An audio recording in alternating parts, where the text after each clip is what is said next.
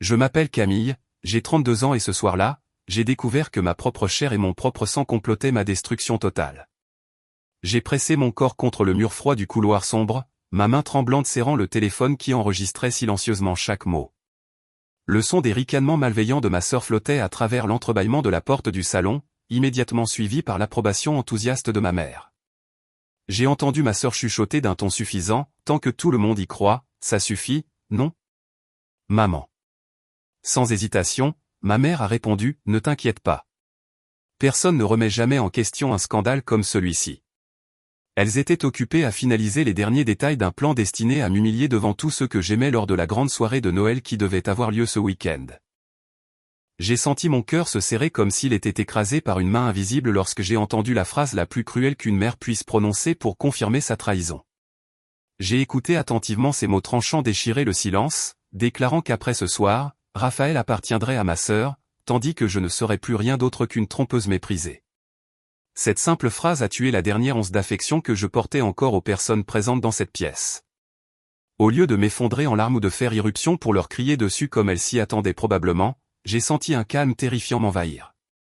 J'ai arrêté l'enregistrement et tapé un court message à ma seule alliée pour lui dire que le plan était officiellement en marche.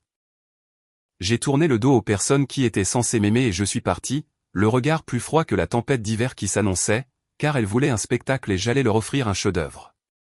Si vous avez déjà ressenti la morsure de la trahison de la part de vos proches, partagez votre histoire dans les commentaires ci-dessous. Et n'oubliez pas de cliquer sur le bouton s'abonner dès maintenant car vous n'allez pas croire comment j'ai retourné leur piège contre elles. L'origine de cette trahison a commencé 2 semaines avant que le cauchemar ne se déploie vraiment, lorsque mon fiancé Raphaël m'a secrètement tendu un petit écrin en velours rouge lors d'un dîner privé. Avec une expression sérieuse, il m'a expliqué que la bague en diamant à l'intérieur était un bijou de famille incroyablement précieux et que l'annonce devait être faite officiellement devant ses proches. Raphaël m'a demandé de garder la bague complètement cachée jusqu'à la fête de fiançailles officielle car il voulait que le moment de la révélation soit absolument parfait, surtout pour sa mère très attachée aux traditions. Comprenant l'importance de sa demande, j'ai soigneusement caché l'écrin en velours tout au fond d'une pile d'épais pulls en cachemire dans le tiroir inférieur de l'armoire normande de ma chambre. Je croyais vraiment que mon espace personnel était assez sûr pour protéger quelque chose d'aussi précieux, mais j'avais gravement sous-estimé le manque de limites au sein de ma propre famille. Ma sœur Chloé a toujours eu la terrible habitude d'envahir ma vie privée, prenant mes vêtements ou mes accessoires coûteux sans jamais demander la permission. Elle a attendu de voir ma voiture quitter l'allée pour aller au travail avant de se glisser silencieusement dans ma chambre avec l'intention de fouiller dans mes derniers achats. Chloé estimait avoir droit à mes affaires, insistant constamment sur le fait qu'elle seule était faite pour les articles de créateurs de luxe et un style de vie somptueux. Bien qu'elle n'ait pas les moyens financiers de s'offrir une telle vie et qu'elle refuse systématiquement de s'engager dans un emploi stable, elle a passé près de 20 minutes à saccager mon dressing et mes tiroirs, de plus en plus irritée de ne pas trouver un nouveau sac à main de marque à emprunter pour sa soirée. Sa fouille invasive a finalement été interrompue lorsque ses doigts ont effleuré le bord dur de l'écrin en velours caché sous les couches de pull. Au lieu de respecter cette tentative évidente de dissimulation et de remettre l'objet à sa place, Chloé a immédiatement sorti la boîte à la lumière avec une curiosité avide. Elle a soulevé le couvercle pour révéler la bague en diamant vintage, ses yeux s'écarquillant en réalisant l'immense valeur financière et sentimentale de ce que je cachais. La réaction appropriée aurait été de fermer la boîte et de quitter la chambre, mais Chloé n'a jamais été quelqu'un qui respecte les frontières morales. Elle a glissé la lourde bague à son propre doigt et a découvert qu'elle lui allait parfaitement. Un sourire froid et satisfait s'est étendu sur son visage alors qu'elle admirait son reflet dans le miroir de ma coiffeuse. Une vague sombre et dévorante de jalousie l'a envahie parce qu'elle croyait sincèrement que ce magnifique bijou rendait bien mieux sur sa main qu'il ne le ferait jamais sur la mienne. Chloé est restée là un long moment, se convainquant qu'elle était celle qui possédait le charme et la beauté nécessaires pour devenir la femme d'un riche homme d'affaires comme Raphaël. Elle fixait son reflet et se disait que j'étais trop terne et rigide pour satisfaire un homme de sa stature pour le reste de sa vie. La jalousie qui avait couvé pendant des années a finalement débordé, se transformant en une justification tordue pour le vol et le sabotage. En contemplant le diamant scintillant, Chloé a décidé à ce moment-là qu'elle ne remettrait pas la bague dans sa cachette, mais qu'elle la garderait pour elle comme première étape pour s'emparer de ma vie. Son raisonnement déformé lui disait que si je perdais un bijou de famille aussi important avant la fête, Raphaël me verrait comme négligente et indigne de la confiance de sa famille. Elle a calculé que le scandale qui en résulterait détruirait ma relation, laissant l'occasion parfaite pour elle d'intervenir et de le réconforter avec une fausse sympathie. Chloé a soigneusement remis l'écrin de velours vide sous les pulls pour s'assurer que je ne découvrirais le vol que lorsqu'il serait bien trop tard pour réparer quoi que ce soit. Elle a quitté ma chambre avec la bague en sécurité dans sa poche, s'engageant pleinement sur un chemin de destruction qui ruinerait sa propre sœur simplement pour satisfaire sa cupidité. 3 jours après la disparition mystérieuse de la bague du tiroir où je l'avais cachée, j'ai finalement remarqué l'espace vide où l'écrin aurait dû se trouver sous la pile de pulls d'hiver. Je n'ai pas immédiatement crié ni couru en bas pour accuser qui que ce soit, car je savais que sans preuve concrète, elle me ferait seulement douter de moi-même et croire que je l'avais égarée. Je me suis forcé à prendre une profonde inspiration et je me suis souvenu de la petite caméra de sécurité que j'avais discrètement installée sur l'étagère face à mon lit des mois plus tôt. Je me suis assise à mon bureau les mains tremblantes et j'ai accédé aux images sur le cloud, priant pour que mes soupçons ne soient rien de plus que de la paranoïa. Le silence dans la pièce est devenu lourd et étouffant alors que le fichier chargeait sur l'écran de mon ordinateur portable, révélant exactement ce que je craignais. Je suis resté figé de choc lorsque la vidéo haute définition a clairement montré ma mère Catherine et Chloé assises confortablement sur ma couette comme si la chambre leur appartenait.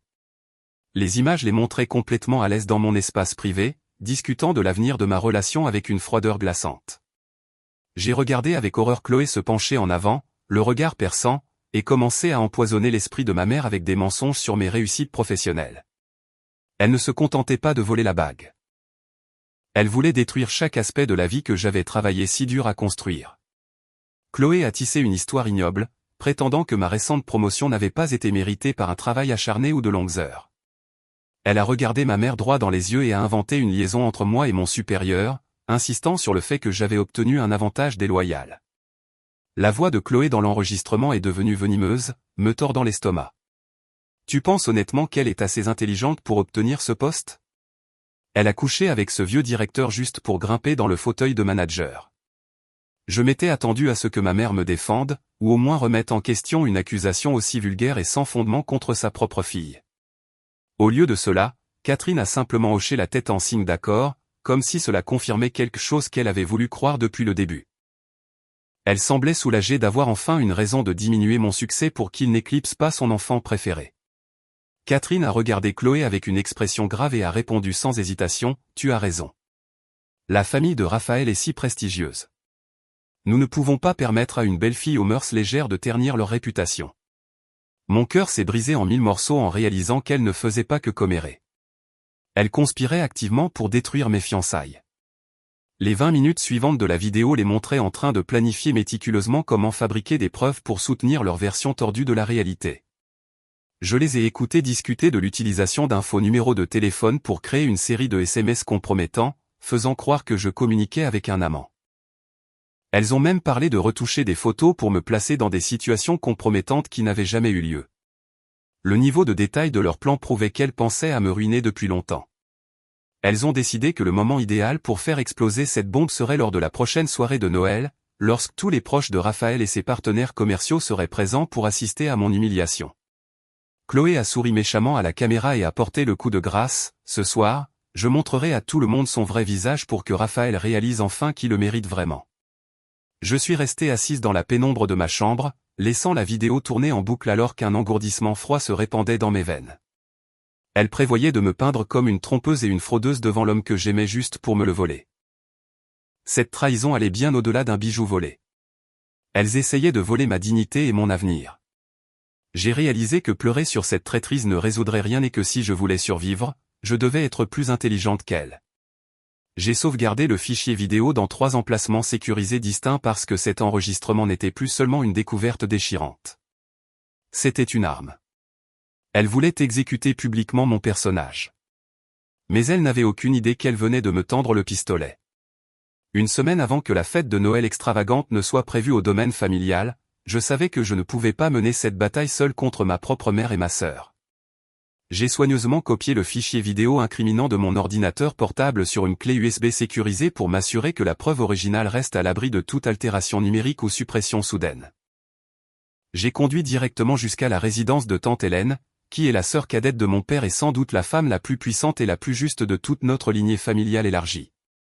Hélène a toujours tenu une position d'immense respect au sein de la haute société lyonnaise parce qu'elle valorise l'intégrité et l'honneur par-dessus tout, faisant d'elle la seule personne qui pourrait potentiellement valider mon histoire contre les manipulations de ma mère.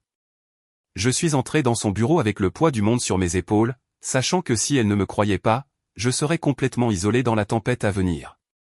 Je me suis assise face à elle et j'ai branché la clé sur son ordinateur, mes mains tremblant légèrement alors que je me préparais à exposer la laideur qui avait purulé au sein de notre famille pendant si longtemps. J'avais besoin qu'elle voie la vérité de ses propres yeux avant que les rumeurs ne commencent à se répandre. Alors, j'ai pris une profonde inspiration pour calmer mes nerfs avant de pousser l'ordinateur portable vers elle. J'ai posé la clé USB argentée sur la table en acajou poli et j'ai parlé d'une voix épaisse d'émotion réprimée. « Tante Hélène, j'ai besoin que tu regardes ces images parce que c'est exactement comme ça que ma mère et ma sœur me traitent quand personne d'autre ne regarde. » La pièce est tombée dans un lourd silence alors que la vidéo jouait, et j'ai observé l'expression de son visage passer de la confusion à l'horreur absolue en écoutant Chloé et Catherine comploter ma destruction. Elle est restée assise immobile pendant plusieurs minutes après que l'écran soit devenu noir, traitant les choses viles qui avaient été dites sur sa nièce et la trahison de l'hospitalité de son frère. Le choc s'est rapidement transformé en une fureur vertueuse qui semblait irradier de tout son être lorsqu'elle a réalisé la profondeur de leur dépravation. Hélène a claqué sa main sur la table avec une telle force que les tasses de thé ont tremblé après avoir fini de regarder la vidéo. Ces personnes méprisables ont osé comploter un tour aussi sale et immoral sous le toit même de la maison de mon propre frère. Elle a immédiatement déclaré qu'elle ne leur permettrait pas de s'en tirer après avoir détruit ma réputation juste pour satisfaire la jalousie et la cupidité de Chloé. Nous avons passé l'heure suivante à formuler une contre-attaque détaillée qui retournerait leur propre piège contre elle de la manière la plus publique possible. Hélène a pris en charge la stratégie de la liste des invités, promettant de s'assurer que les figures les plus influentes de la société locale assisteraient à la fête pour servir de témoins crédibles à la vérité. Elle voulait s'assurer qu'une fois les preuves révélées, aucun mensonge ni aucune manipulation de ma mère ne pourrait jamais réparer leur réputation brisée dans cette ville. Mon rôle dans notre alliance était de gérer les aspects techniques de la révélation en utilisant mes compétences professionnelles de gestionnaire d'événements pour détourner la présentation. Je savais que Chloé était incompétente en technologie et se fierait entièrement au système préinstallé sans vérifier les fichiers elle-même. J'avais prévu de me glisser dans la salle de régie pour échanger son fichier contenant les fausses preuves avec la vidéo de ma chambre, m'assurant que son moment de triomphe se transformerait instantanément en son pire cauchemar. J'ai réalisé que ce plan nécessitait un timing parfait car toute hésitation leur donnerait une chance de couper le courant avant que la vérité ne soit entièrement exposée. Nous avons également discuté de l'opportunité d'avertir Raphaël de ce qui allait se passer, mais j'ai pris la décision difficile de le laisser complètement dans l'ignorance jusqu'au tout dernier moment. J'ai raisonné que si Raphaël connaissait le complot à l'avance, sa réaction pendant la fête pourrait sembler mise en scène ou contrôlée, ce qui pourrait donner à Chloé une ouverture pour prétendre qu'il était partial.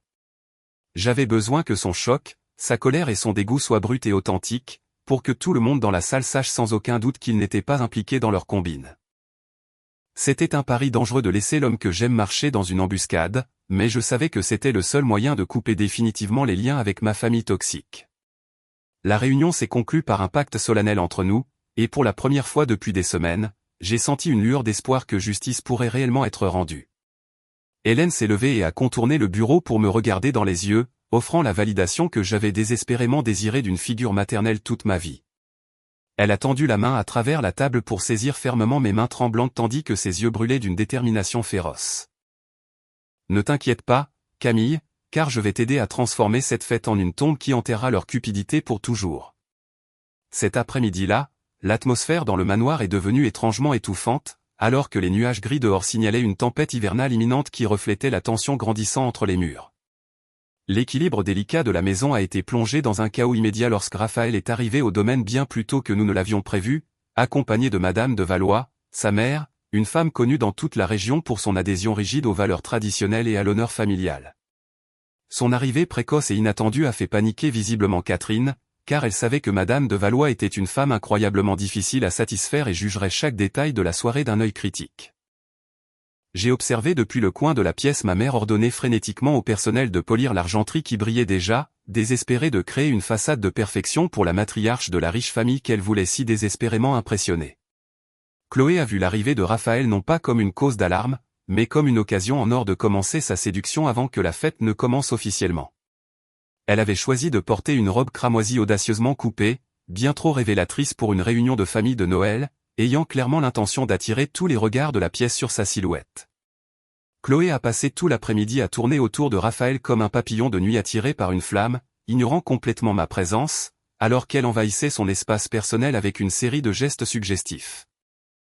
Elle riait trop fort à ses commentaires polis et touchait constamment son bras d'une manière qui visait à signaler une intimité à quiconque regardait, en particulier sa mère. Je pouvais voir Raphaël bouger inconfortablement alors qu'il essayait de maintenir une distance polie, mais Chloé était implacable dans sa poursuite car elle croyait avoir déjà gagné la partie. Elle a délibérément penché son corps vers lui tout en tenant un verre de vin et a parlé d'une voix dégoulinante de douceur artificielle. « Raphaël, tu as l'air si épuisé par tout ton travail acharné. Tu as sûrement besoin d'une femme qui comprend comment partager ton fardeau au lieu de quelqu'un qui ne sait que s'enterrer dans sa carrière comme une certaine personne que nous connaissons. » Pendant que Chloé travaillait sur Raphaël, Catherine était occupée à exécuter l'aspect social de leur plan en s'attirant les bonnes grâces de Madame de Valois.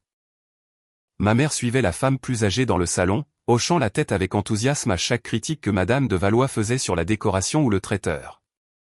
Catherine jouait un double jeu dangereux car tout en charmant la mère de Raphaël, elle chuchotait aussi discrètement aux premiers invités VIP un secret scandaleux qui était sur le point d'être révélé concernant ma moralité. Elle voulait planter les graines du doute dans leur esprit pour que, lorsque les fausses preuves seraient montrées plus tard, le public soit déjà prêt à croire le pire à mon sujet. Catherine s'est tournée vers Madame de Valois avec un air de gravité étudié et a livré une réplique qui m'a retourné l'estomac par son hypocrisie. « Soyez assurée, Madame de Valois, car ce soir notre famille démontrera que l'honnêteté est notre valeur fondamentale, même si révéler la vérité s'avère incroyablement douloureux pour nous. » J'ai décidé que la meilleure façon de faciliter leur chute était de me rendre aussi invisible que possible. Durant ces dernières heures de préparation, j'ai joué le rôle de la fille soumise et vaincue, gardant parfaitement la tête basse, tout en faisant semblant de vérifier les câbles audio et les connexions d'éclairage dans le coin de la salle de bal. Ma passivité les a rendues arrogantes et elles m'ont à peine accordé un regard, supposant que je faisais simplement le sale boulot pour assurer le bon déroulement de leur moment de gloire. En réalité, je sécurisais la connexion entre le projecteur et mon ordinateur portable pour m'assurer que rien ne pourrait interrompre le flux vidéo une fois que j'aurais lancé la séquence. La tension dans la pièce a presque atteint un point de rupture lors d'une brève interaction entre Chloé et Hélène près de l'entrée de la salle de bal. Chloé se pavanait dans la pièce avec une telle confiance aveugle qu'elle a maladroitement percuté Hélène, laissant presque tomber sa pochette de luxe sur le sol en marbre. Le sac s'est ouvert une fraction de seconde, et j'ai vu le visage de Chloé pâlir de panique en réalisant que l'écrin en velours rouge volé se trouvait juste au-dessus de ses affaires. Elle a refermé le sac avec une vitesse agressive avant qu'Hélène ne puisse regarder vers le bas, terrifiée que son vol ne soit découvert avant qu'elle ne puisse me piéger. Cependant, au lieu de montrer des remords ou de la peur, elle a rapidement retrouvé son sang-froid et m'a foudroyé du regard à travers la pièce comme si l'incident était d'une manière ou d'une autre de ma faute. Elle m'a frôlé en allant se resservir un verre et s'est penchée pour chuchoter une dernière raillerie venimeuse à mon oreille. « Profite de ces derniers instants fugaces en tant que fiancée de Raphaël parce que tout va se terminer ce soir, espèce d'idiote. » Lorsque le bruit des verres qui s'entrechoquent a signalé le début officiel de la fête, les murmures des invités d'élite se sont progressivement estompés, laissant place à un silence expectant. Alors que tous les regards se tournaient vers le centre de la pièce, où les lumières brillaient intensément, Catherine est entrée dans la lumière avec l'assurance composée d'une actrice, serrant le micro comme s'il s'agissait du dernier fragment de sa dignité restante. Elle a scruté la mère de visage avec une expression de chagrin soigneusement répétée, conçue pour attirer la sympathie de chaque mère dans la salle. Des larmes brillaient dans ses yeux alors qu'elle se préparait pour la performance de sa vie, celle qui, selon elle, détruirait à la fois ma réputation et élèverait sa fille préférée au rôle de victime tragique. Catherine a pris une inspiration tremblante avant de parler délibérément, croisant le regard de Madame de Valois, qui était assise au premier rang avec une expression sévère exigeant la perfection absolue. Catherine a porté le micro à ses lèvres et a parlé d'une voix tremblante qui a résonné dans le grand hall. « Je vous présente mes excuses, Madame de Valois, et à toi aussi, Raphaël. Mais je ne peux pas permettre que cette tromperie continue dans ma famille un instant de plus. » Elle a continué en déplorant son échec en tant que mère pour avoir élevé une fille qui s'était égarée, peignant un tableau vivant de ma prétendue corruption morale sans encore nommer les péchés spécifiques. Chloé se tenait à côté de l'ordinateur portable du projecteur avec un sourire triomphant gravé sur son visage. Convaincue qu'elle n'était qu'à quelques secondes d'assurer son avenir en tant qu'épouse de millionnaire, elle m'a lancé un regard rempli de pure méchanceté avant de laisser son doigt planer sur la touche entrée, qui, selon elle, afficherait les SMS fabriqués et les photos de ma supposée liaison. Chloé a appuyé sur le bouton avec une confiance agressive, s'attendant pleinement à ce que l'écran derrière elle s'illumine de preuves qui forceraient Raphaël à m'abandonner sur le champ. L'écran massif a clignoté brièvement avant d'illuminer toute la salle de bal, mais au lieu des images truquées qu'elles avaient préparées, une vidéo haute définition de ma chambre est apparue dans un détail cristallin. Les chuchotements confus de la foule se sont tus instantanément lorsqu'ils ont réalisé qu'il assistait à une conversation privée entre l'hôtesse et sa fille. Catherine et Chloé se sont figées sur scène alors que l'image d'elles assises sur mon lit remplissait le mur derrière elles, leur posture détendue dans la vidéo contrastant fortement avec la terreur qui les saisissait maintenant. L'audio de la caméra cachée a tonné à travers les haut-parleurs de haute qualité, diffusant leur conspiration dans chaque coin de la pièce avec une clarté glaçante. Le public a regardé dans un silence stupéfait la version vidéo de Chloé se pencher en avant et proposer le plan ignoble pour me piéger en m'accusant de coucher avec mon patron. Le moment le plus accablant a suivi lorsque les images ont coupé sur Chloé en train de saccager mon armoire comme une voleuse ordinaire. La caméra a zoomé sur son visage alors qu'elle découvrait l'écrin en velours rouge, capturant la transformation grotesque de son expression, passant de la curiosité à la cupidité brute. Dans la vidéo, elle a glissé la bague en diamant à son doigt et l'a admirée sous la lumière, riant avec une joie maniaque qui a fait halter d'horreur collective les invités dans la salle de bal. Ensuite, l'audio a livré le dernier clou de leur cercueil alors que la voix de Chloé retentissait avec une clarté indubitable, « Débarrasse-toi juste de Camille. Je prendrai Raphaël et sa fortune sera à nous. » L'impact de cette phrase a été immédiat et catastrophique, brisant toute crédibilité que ma mère et ma sœur avaient tenté de construire tout au long de la soirée. Raphaël fixait l'écran avec une répulsion absolue, comme s'il regardait un monstre perdre sa peau humaine pour révéler la laideur en dessous. Il s'est tourné pour regarder la vraie Chloé debout sur scène, la considérant comme une créature qu'il ne pouvait pas comprendre. Madame de Valois, qui était restée assise dans un silence rigide jusqu'à ce moment-là, s'est soudainement levée de sa chaise avec une telle force qu'elle a basculé en arrière sur le sol. Son visage est devenu cramoisi, mélange d'humiliation par procuration et de fureur incontrôlable face à la tromperie se déroulant sous ses yeux. En tant que femme qui valorisait l'honneur par-dessus tout, voir son fils réduit à rien de plus qu'une cible financière était une insulte qu'elle ne pouvait tolérer. Elle a levé les yeux vers la scène où Catherine se tenait tremblante de peur et a libéré sa rage d'une voix qui a tonné sur les murmures de la foule. « Éteignez cette vidéo répugnante immédiatement et expliquez-moi exactement ce qui se passe ici. » 10 minutes après le chaos, lorsque la vidéo s'est terminée et que l'écran est lentement devenu noir, la pièce qui devait accueillir une célébration de Noël s'était transformée en un tribunal improvisé où l'élite sociale de la région était devenue à la fois juge et jury. Le silence stupéfait qui avait initialement recouvert l'espace a été rapidement remplacé par une tension palpable alors que les invités commençaient à saisir toute l'ampleur de la trahison dont ils venaient d'être témoins. Madame de Valois n'a attendu aucune explication car les preuves étaient déjà indéniables, et elle s'est avancée avec une détermination terrifiante, amenant la foule à s'écarter instinctivement devant elle comme la mer Rouge.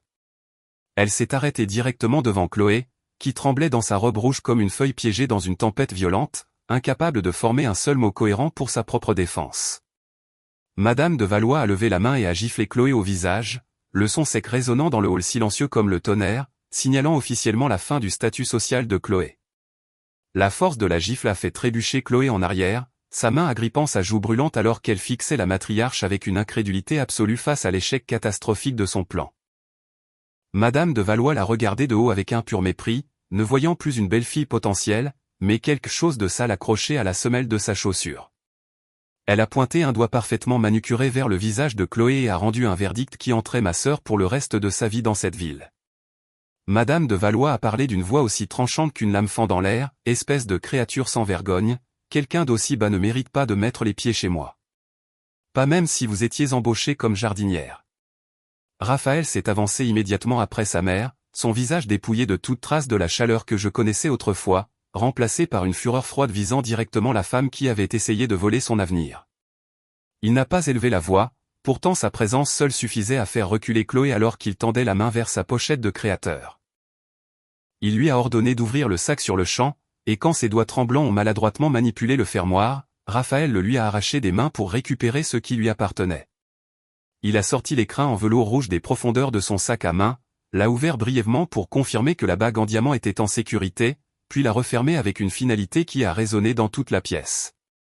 Raphaël a fixé Chloé sans une once de pitié, seulement un dégoût profond et durable pour la cupidité dont elle avait fait preuve. Il a resserré sa prise sur la boîte à bagues et a livré son dernier avertissement d'un ton qui a glacé le sang dans ses veines, « Ne me laisse plus jamais voir ton visage près de ma vie ou de celle de Camille. » Leurs réputations se sont effondrées en temps réel alors que les figures les plus puissantes de la région tournaient silencieusement le dos à ma mère et à ma sœur. J'ai vu des partenaires commerciaux de longue date regarder leur téléphone pour annuler des contrats tandis que les mondaines qui buvaient autrefois le champagne de Catherine la regardaient maintenant avec un mépris ouvert.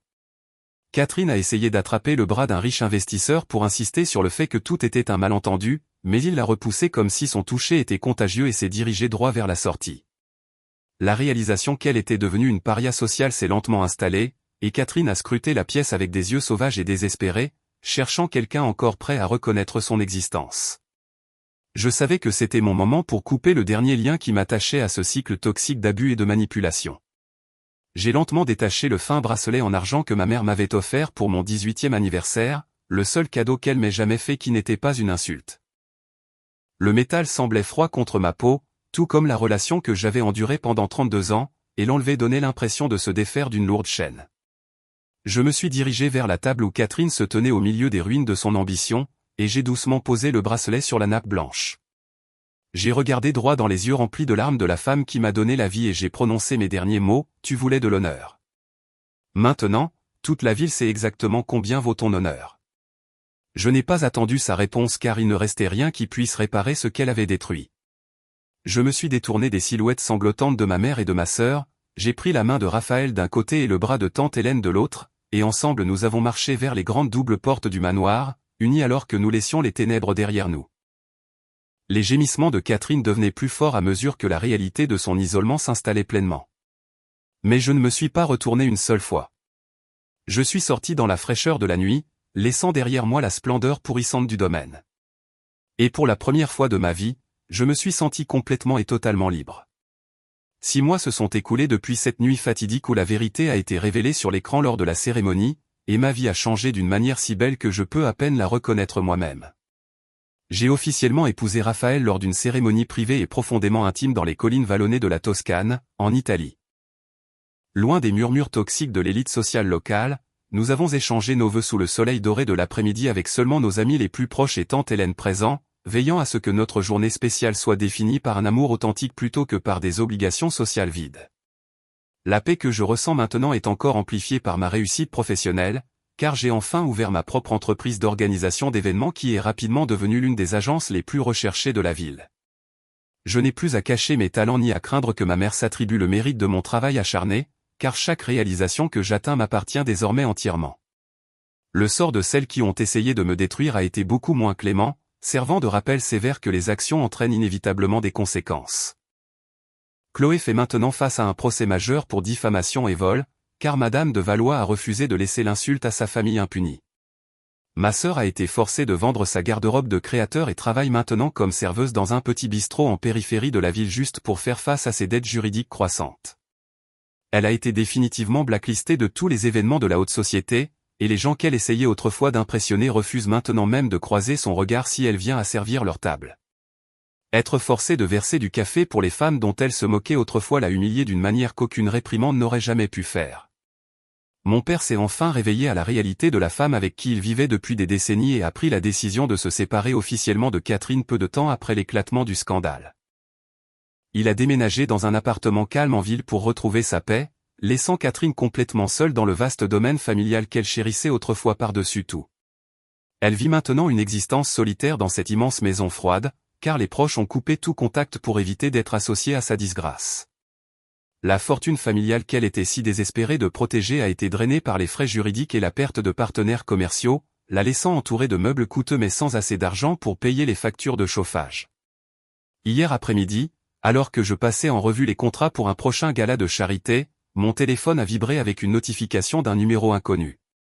J'ai ouvert le message pour trouver un long pavé de texte décousu de Catherine, qui avait obtenu un téléphone prépayé après que j'ai bloqué son numéro principal il y a des mois. Elle commençait par des supplications larmoyantes demandant pardon, prétendant que sa fille lui manquait et qu'elle voulait réparer notre famille brisée. Cependant, en faisant défiler jusqu'au bas du message, son véritable motif s'est révélé dans une demande d'aide financière pour l'aider à garder la maison. Elle n'était pas désolée de ce qu'elle m'avait fait, seulement désolée que ses actions lui aient coûté le style de vie confortable auquel elle se sentait en droit. J'ai fixé l'écran un long moment, ne ressentant rien d'autre qu'un sentiment distant de pitié pour une femme qui ne comprenait toujours pas le sens de l'amour. Je n'ai pas tapé de réponse car je savais que toute réponse lui donnerait seulement une autre chance de me manipuler.